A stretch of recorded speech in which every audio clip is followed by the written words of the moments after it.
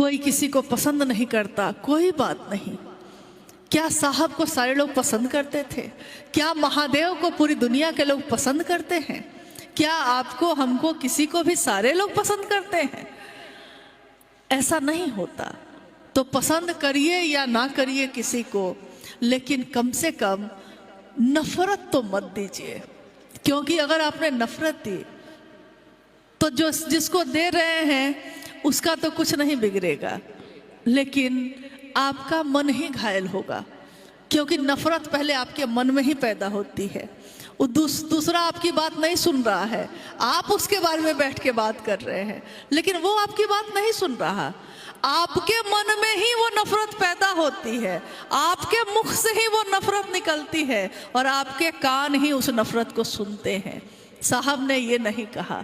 साहब ने कहा किसी भी स्थिति परिस्थिति में रहना, लेकिन बात महादेव की करना, बात महादेव की सुनना और महादेव को ही अपने मन में रखना। उसमें नफरत के लिए कोई जगह नहीं। आज या कल, चाहे जब हो, चलना तो सबको एक साथ ही पड़ेगा। जितनी जल्दी हम लोग इस बात को समझ लें उतना अच्छा है। और किसी के मन में अगर ये लगता है कि हाँ उसको तकलीफ हुई है किसी से, तो हम तो क्षमा ही मांग सकते हैं। हम आप एक दूसरे से क्षमा मांग सकते हैं, क्योंकि हमारी भूल छोटी सी है, आपकी भूल छोटी सी है। लेकिन अगर महादेव के काम में कोई बड़ी भूल हो गई तो क्षमा जिसे कर सके न तुम भी, वो महादेव भी जिसको क्षमा न कर सके, ऐसी भूल ना हो जाए। आइए, जो महादेव की दया से अभिव्यक्ति की जो धारा है, उस धारा में, महादेव की धारा में ही हम चले। अनुरोध करते हैं मन संचालक जी से कि अगर कोई जिज्ञासा है तो वो रखें। अच्छा, गौरी जी हैं आज। ठीक। गुरु अपने शिष्य के सर्वोत्तम पक्ष को उजागर करते हैं, कैसे? हमें कृपया समझाएं। गुरु अपने शिष्य के सर्वोत्तम पक्ष को उजागर करते हैं। शिष्यानुभूति की ये पंक्ति जितनी बार पढ़िए, पूरी किताब जितनी बार पढ़िए, लगता है उतनी बार कुछ नया समझ में आ रहा है, कुछ नई बात। जैसे प्याज का छिलका एक छिलिए नीचे और है, और छिलिए और है। यानी अध्यात्म के गूढ़ रहस्य को साहब श्री ने कितने सरल शब्दों में समझाया है।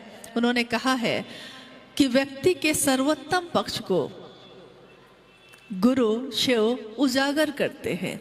और जीव का सबसे सुंदर पक्ष क्या होता है, एक विद्यार्थी का सबसे सुंदर पक्ष क्या है, ये उसका गुरु बता पाता है। जैसे हम अपने बच्चे को भेजते हैं पढ़ने के लिए, बच्चा जब पढ़ता है तो सारे विषय उसको पढ़ने पड़ते हैं।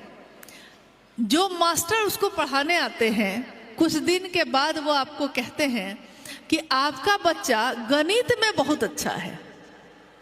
क्या कहते होंगे कि आपका बच्चा गणित में बहुत अच्छा है, उसको विज्ञान पढ़ाइए, साइंस पढ़ाइए।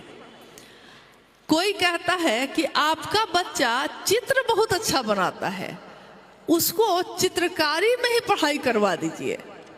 यानी शैक्षणिक गुरु भी अपने शिष्य के सर्वोत्तम पक्ष को जानते हैं कि इस व्यक्ति का सबसे सुंदर ज्ञान इसके अंदर क्या चीज का है, तो वो उसी का परिमार्जन कर देते हैं।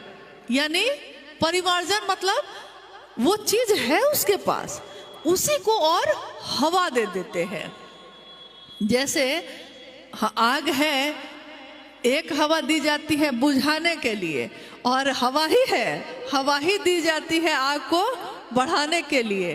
तो महादेव जब गुरु होते हैं तो हमारे कर्म फल जो भी हैं, स्वकर्म या हमारे प्रारब्ध कर्म, जो भी कर्म हो, अच्छे कर्मों को वो हवा दे देते हैं।